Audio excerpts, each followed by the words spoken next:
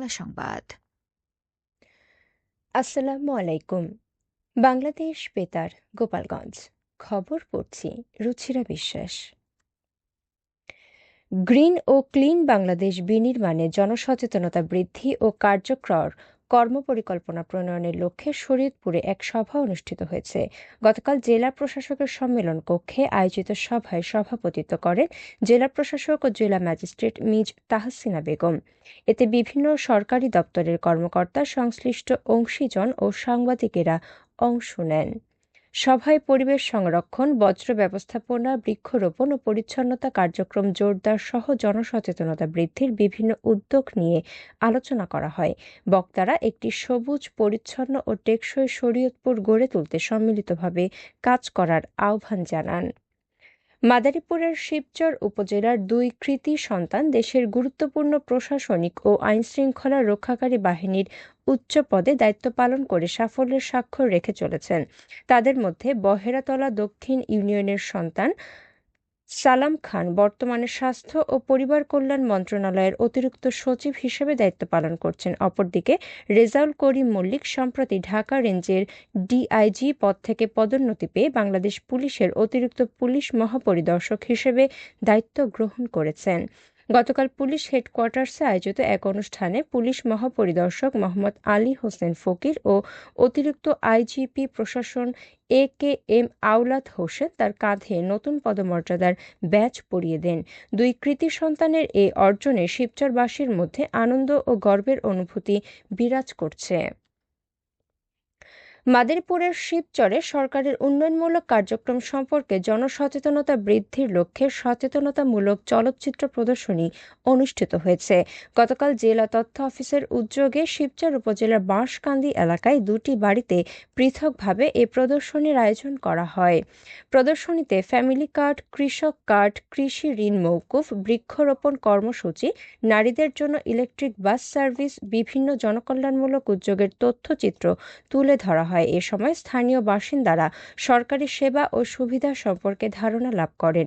জেলা তথ্য অফিস জানায়, সরকারের উন্নয়ন কর্মকাণ্ড ও নাগরিক সুবিধা সম্পর্কে সাধারণ মানুষের সচেতনতা বৃদ্ধি এবং তথ্য প্রাপ্তি সহজতর করতে এ ধরনের প্রচার কার্যক্রম পরিচালনা করা হচ্ছে। গোপালগঞ্জে কেন্দ্রীয় যুবদলের পূর্ণাঙ্গ কমিটিকে স্বাগত জানিয়ে আনন্দ মিছিল করেছে জেলা যুবদল। গতকাল জেলা যুবদলের উদ্যোগে এই মিছিল বের করা হয়। মিছিলটি জেলা যুবদলের কার্যালয় থেকে শুরু হয়ে শহরের প্রধান প্রধান সড়ক প্রদক্ষিণ শেষে জেলা কার্যালয়ের জেলা প্রশাসকের কার্যালয়ের সামনে গিয়ে শেষ হয়। পরে সেখানে সংক্ষিপ্ত সমাবেশে বক্তব্য দেন জেলা যুবদলের সভাপতি শেখ রেয়াজ উদ্দিন লিপটন। তিনি কেন্দ্রীয় কমিটিকে শুভেচ্ছা জানিয়ে সংগঠনের কার্যক্রম আরও গতিশীল করার আহ্বান জানান। এদিকে নড়াইলে বাংলাদেশ জাতীয়তাবাদী যুবদলের কেন্দ্রীয় কার্যনির্বাহী কমিটির ঘোষণাকে স্বাগত জানিয়ে আনন্দ মিছিল করেছে জেলা যুবদল।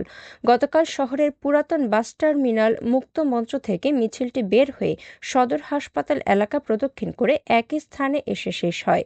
পরে সংক্ষিপ্ত সমাবেশে জেলা যুবদলের সভাপতি মোহাম্মদ মশিউর রহমান ও সাধারণ সম্পাদক সাইদাত কবির রুবেল নবগঠিত কেন্দ্রীয় কমিটিকে স্বাগত জানিয়ে নেতাকর্মীদের উদ্দেশ্যে দিক নির্দেশনামূলক বক্তব্য দেন।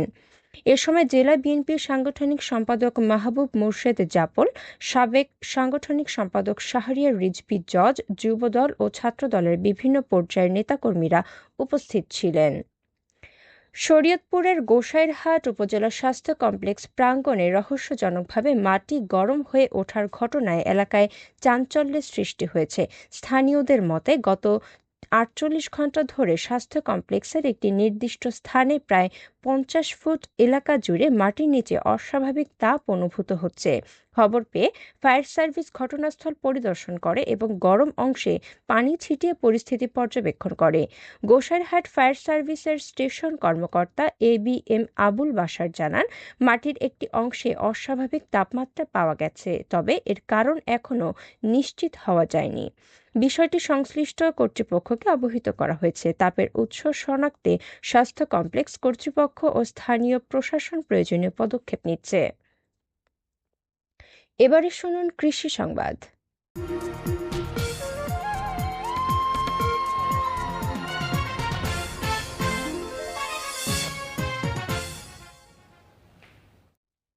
ভোজ্য তেলের চাহিদা পূরণ ও আমদানি নির্ভরতা কমাতে গোপালগঞ্জে বাড়ছে তিলের আবাদ।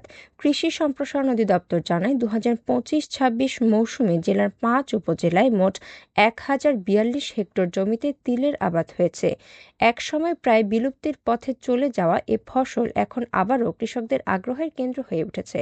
উচ্চ ফলনশীল জাতের ব্যবহার, সরকারি প্রণোদনা এবং ভোজ্য তেলের মূল্য বৃদ্ধির কারণে জেলার বিভিন্ন এলাকায় সম্প্রসারিত হচ্ছে তিল চাষ।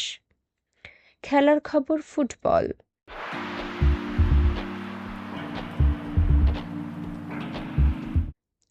নড়াইলের লোহাগড়া উপজেলা ও পৌর বিএনপি এবং অঙ্গ সহযোগী সংগঠনের উদ্যোগে একটি প্রীতি ফুটবল ম্যাচ অনুষ্ঠিত হয়েছে।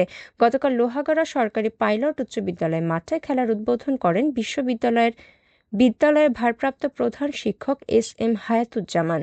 আর্জেন্টিনা ও ব্রাজিল সমর্থকদের অংশগ্রহণে অনুষ্ঠিত ম্যাচে আর্জেন্টিনা ১-০ গোলে ব্রাজিলকে পরাজিত করে।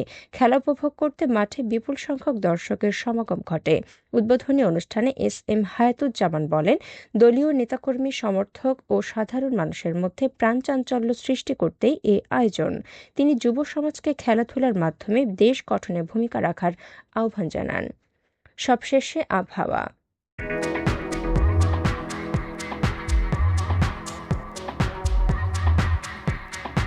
আজ বেলা ১টা পর্যন্ত দেশের অভ্যন্তরীণ নদীবন্দর সমূহের জন্য আবহাওয়ার পূর্বাভাসে বলা হয়েছে, ঢাকা, ময়মনসিংহ, ফরিদপুর, খুলনা, বরিশাল, পটুয়াখালী, কুমিল্লা, নোয়াখালী, চট্টগ্রাম, কক্সবাজার এবং সিলেট অঞ্চলসমূহের উপর দিয়ে পশ্চিম অথবা উত্তর-পশ্চিম দিক থেকে ঘন্টায় ৪৫ থেকে ৬০ কিলোমিটার বেগে অস্থায়ীভাবে ঝোড়ো হাওয়া সহ বৃষ্টি অথবা বজ্র বৃষ্টি হতে পারে।